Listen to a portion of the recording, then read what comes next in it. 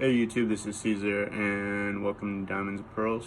Today we're going to tell you the first part about my story. What we're going to do is something different. We're going to do some episodes in this podcast because the story could get very long and I don't want to bore you guys. Also, we're going to start having guests in between the shows and they're going to be telling their stories.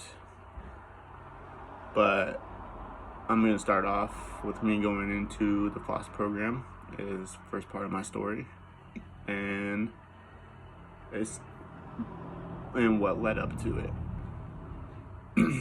And the first part is when I was 3, my dad was murdered and he was shot in the back of the head. And I didn't have I had a relationship with my dad, but I didn't know him because I was a kid, not knowing better. And I remember the funeral. It was just a casket with a glass face on it. You can't touch him or anything. And that's been the image that's been stuck in my head. Was the last memory of my dad was in a coffin. And I didn't really find that as a big deal in my life. Mainly because I just, as a kid, didn't know better or what was going on. All I know is a human gone.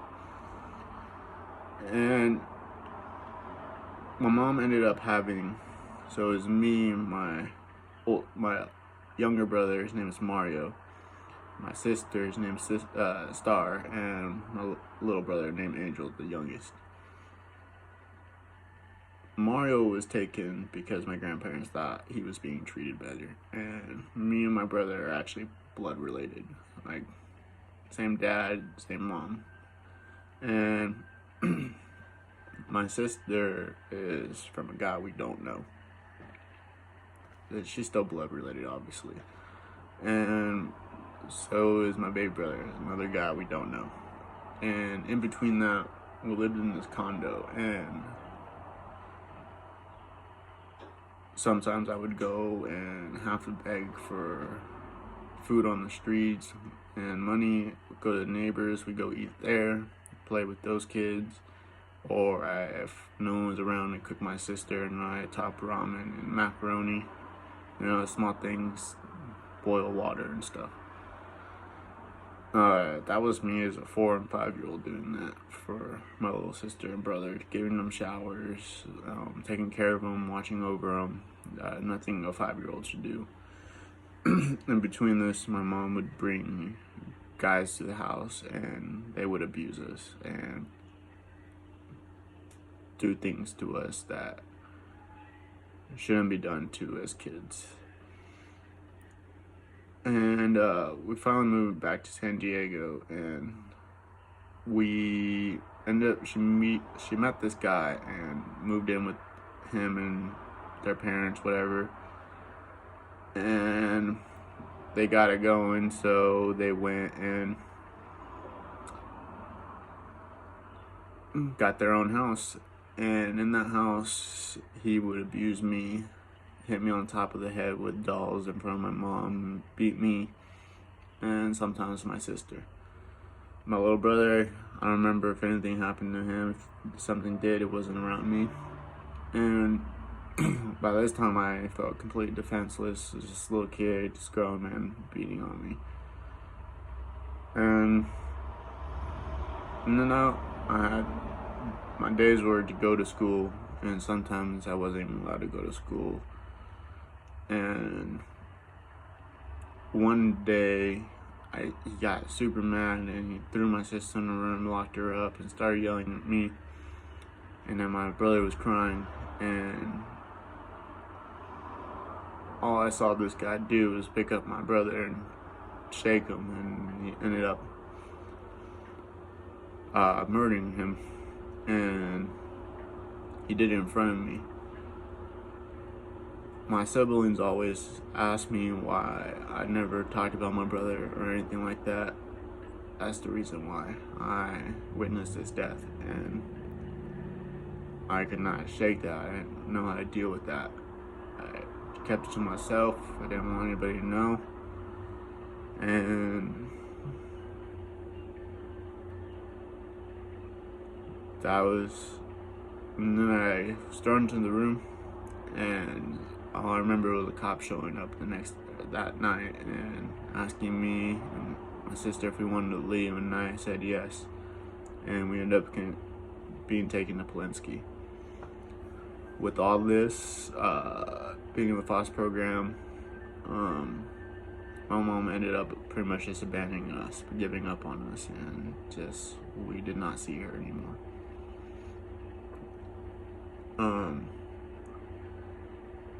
I felt very vulnerable with all this stuff, and I really felt alone, and I didn't have a lot of friends. I didn't have a childhood. You didn't get to go do sports or play with other kids as much. It was just getting in trouble, being beaten, crying for food. It wasn't the most pleasant times, but I don't really have a lot of feelings yet in that section. It was mainly as getting older is when I started realizing a lot of my feelings, and I'll get into that later. But at this moment I did feel vulnerable, and like no one wanted me, or I don't have parents, so what's gonna go on next? Where am I gonna go from here? And am I gonna ever have a family again? That was my big thing. And so that's the first part of the story, is how I got into the foster program. At a young age, witnessing 2 deaths of important family members. I didn't witness my dad's death, but seeing him in a coffin and still knowing how that image is stuck in your brain, and the replay of your brother going in your head of him getting murdered. That is a hard bullet to chew once you realize when you're older what you lost.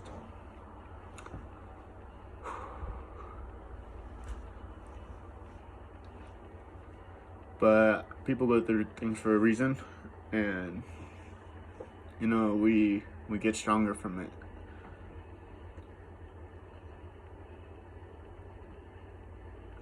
And I didn't realize how it was gonna be playing a big part in my life later on. So I guess it prepared me at a young age to witness it at an older age and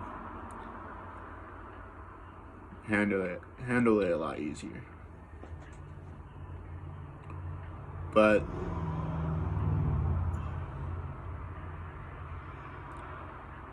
at that point, I didn't have any real thoughts yet. I didn't know what was even going on until I started piecing it together.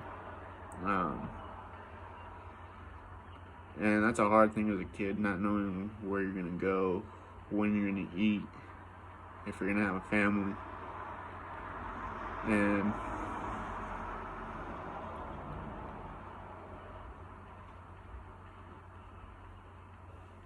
you just become bigger from it. You just become stronger. But that's the first part of the story, guys, the first episode, and hopefully you guys enjoyed it. I'm going to get more into details about things, and backtrack so you guys understand what feelings I went through and what things I had to deal with. So hopefully this helps you guys and gives you a little understanding about me, and hopefully to see you on the next episode.